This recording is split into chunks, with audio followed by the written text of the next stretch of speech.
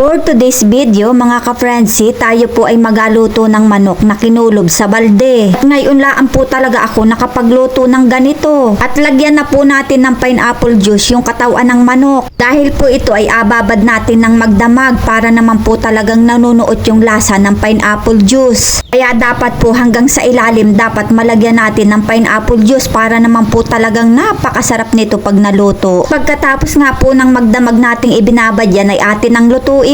Dahil nga nagpasak na ako ng kahoy dito ay alagay na natin yung ating binabad na manok. Sa kagustuhan ko nga pong magluto ng ganitong kinulob na manok sa lata, abay ako'y napabili ng isang balding tinapay. May magamit laan po akong balde. At takpan na po natin ng balde yung ating manok. At para po talagang kulob na kulob yung ating manok dun sa loob ay atin pong takpan ng kaunting lupa yung kanyang gilid-gilid para po ay walang singaw. Ay nako, ay para namang eksperto ay ngayon laang naman magaluto ng ganare. Ay sa totoo laang mga kaprensi ay hindi ko po din alam kung ano ang akalabasan nitong ating alutuin. Dahil ngayon laang po talaga ako nagluto ng ganare ay nako, ay bahala na si Batman kung ano ang akalabasan. At lagyan na po natin sa palibot ng tuyong dahon ng niyog para talaga namang umapoy ng umapoy. Ay nako, ay awan laang pag hindi yan naluto. Ay ang sabi nga po sa akin dito ay ako po ay mag-asawa na para daw po ako'y pag may inagawang inaluto ay ako'y may autusan. Ay nako po, ay kayang-kaya ko are. At pagkatapos nga po nating lagyan ng palibot na tuyong dahon ng niyog ay alagyan naman natin ng mga kawayan. Tuyong kawayan din po yung ating alagay. Ay nako, ay awang kula ang ari pag hindi naglagablab. Abay syempre, tuyong kawayan ang alagay mo dyan at pag sariwang kawayan ang nilagay mo dyan ay hindi yan magadalit. Ay nako, ay pamali-mali. Ay pag-igihan mo ang pagsalansa ng kawayan at ginusto mo yan. Ay gusto ko po talaga itong ma-experience ang ganitong luto kaya kahit po medyo mahirap ay talaga namang sinubukan ko. At kahit hindi ko din po alam kung ano ang akalabasan ng ating alutuin ay talaga namang gusto kong ma-experience ang ganitong pagluluto. At nilagyan po natin ng pinutol-putol na kawayan dun sa ibabaw para talaga namang lutong-luto ang ating manok. Speaking of manok, ako nga po pala ay nagpasalamat sa nagbigay ng manok kay Kuya Roel Quisana. Ang sabi po niya sa amin ay adobohin daw po namin yung manok ay gana rin namang luto. Ang ginawa ko ay nako, ay kuya ay bigyan mo na lang uli ako ng manok na pang adobo dahil madami ka namang alagang manok. At pagkatapos ko ang magbulaan sa inyo ay stay magsalansan ng kawayan ay abuhusan naman natin ng gas para madaling umapoy. Sa may bandang ibabalaan po natin yan, alagyan ng gas, wag na po sa ibabaw. Dahil po pag sinindihan natin yan ay dire-diretso na po yan pa itaas. Ay nako, ay para namang eksperto.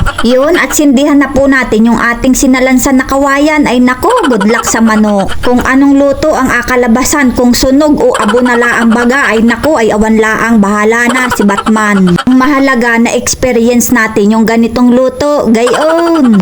At sana naman po kahit ano sanang kalabasan ng ating niluto ay suportahan pa rin po ninyo ako, manood pa rin po kayo ng aking mga vlog, gayon. Dahil lagi po ninyong atandaan na walang perpekto sa mundo, lahat po tayo ay nagkakamali. Yun, at napakalingas nga ni ng apoy ay aking asayawan at baka nga ni ay sumarap ang luto. Nako, ay napakalingas ng apoy, ano kayang akalabasan ng ating niluto. Ayos lang po yung medyo sunog ang pagkakaluto, basta nakakain pa. Ang masaklap ay yung abo na laang ang natira. Ay nako po, ay wag naman po sana. Ay sana naman po kahit papaano ay may makain pa. At nako, ay napakahirap din naman po nitong gawin. At ako po talaga ay kung saan-saan kumuha ng mga kawayan, makakuha laang ng panggatong, ay sana naman po ay may mangyari. Ay asayawan ko nga uli at baka nga ni ay sumarap ang pagkakaluto. Ayun, at nagpugdaw na nga ni yung apoy. At yun nga ning kaninang magandang makulay na lata ng tinapay ay ngayon ay sunog na. At pagkatapos nga po nating intaying mawala yung apoy ay ayan na, ahunin na natin. At katukin muna natin yan bago natin buksan para alam ng manok, char. At ayan na nga, buksan na natin. Ay naku, ano kayang kinalabasan ng ating nilutong manok. At ayan na nga, nakikita ko na yung kanyang hita. Ay naku po, ay parang sunog. Ay sunog nga ni.